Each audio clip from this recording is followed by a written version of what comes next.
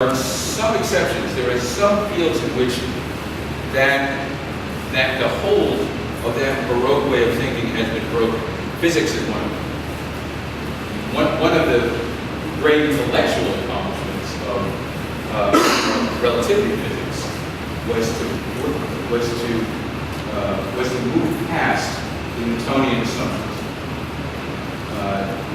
That also has happened to some extent in psychology, to some extent. It's happened to some extent in a couple of other fields and areas of human activity, but to a surprising degree, we are still captivated by ideas that come out of Europe in the 17th and 18th centuries, and I'll give some more together.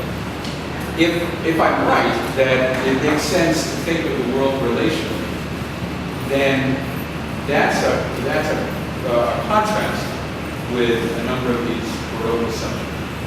Just to maybe give this a little more flesh, the Baroque idea is that things are sort of atomistic, and I mean any kind of thing, a physical thing or anything else, social thing, political thing, anything.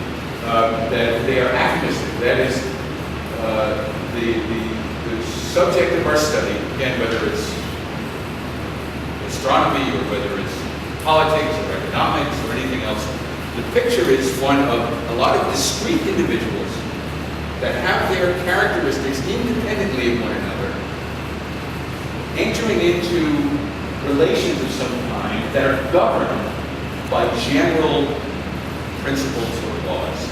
So the Newtonian worldview is a worldview of a lot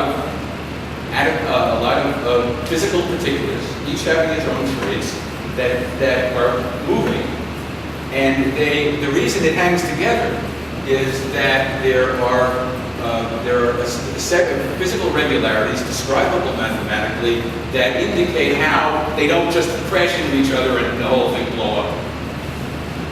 If you look at so when Newton is doing this in the late 17th century.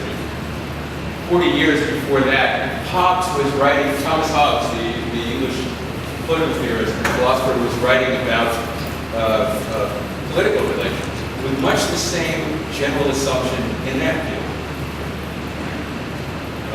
And so what politics is a lot of discrete individuals, each with their own characteristics, and they hang together through what he called the social contract.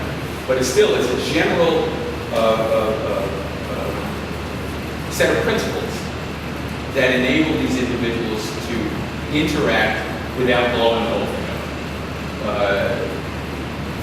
In 1776, Adam Smith publishes The Wealth of Nations, and he gives exactly the same analysis of the economic order. Right? What is the economic world? It's a world of discrete economic actors, each pursuing his own self-interest.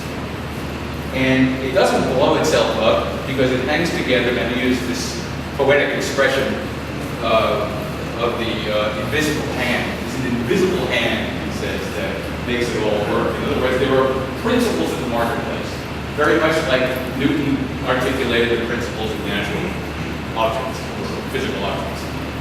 These are all expressions of a similar kind of Baroque worldview. A relational ontology says something very different. That is, there certainly still are individuals, there are particulars, but they don't have their own self-determination. That is, they're constituted rather by their relations. So the relations aren't external to one another. The relations are what make things what they are. That's the difference. And it turns out that difference has extraordinary implications in a whole range of areas, including a number of aspects of philosophy and a number of other fields. So, to give some more of this, so we say that we're reductionism here. Philosophers have tended to, it's not just philosophers, scientists do this too, unfortunately, have tended to try, instead of understanding things as we experience them, we tend to try to define them away. Or the reason the word reduction is used here is we tend to try to define one thing in terms of another. So, for example, in thinking about what a human being is. In our normal experience, we have there are lots of traits, characteristics that we encounter and experience ourselves. Physical traits, mental traits, spiritual things, emotional things. There are all kinds of dimensions of human being. Well, both philosophy and various sciences have tended to try to explain some of those away. So, for example, it's fairly common among materialist philosophers, for example, to say that a human being is wholly material, and all these other things, mental events, spiritual things, emotional things, are nothing but physical, neurochemical processes.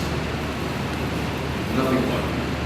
That's reductionism. Reducing one dimension of experience to another. And it happens in a lot of areas and in a lot of ways. It goes the other way around. I mean, there are whole philosophical and religious traditions that want to claim that the material world is the unreality, the appearance. Right? Indian philosophies have done essentially for millennia. Right? The material world is Maya, it's illusory. The real world is the spiritual. So that's another kind of reduction.